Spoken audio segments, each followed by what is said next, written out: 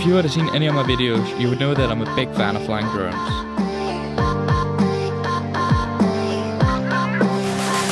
These are some of my favorite memories.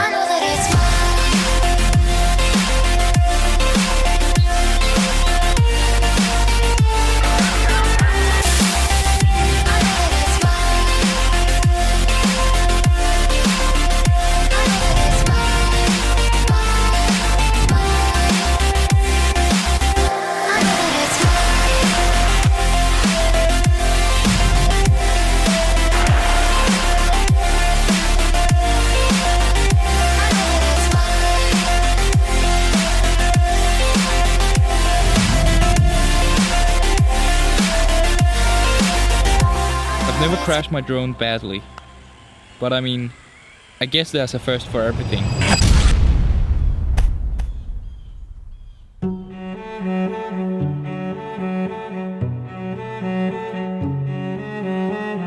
We tried contacting a repair store, but as time progressed and they never responded to us, we decided to take matters into our own hands.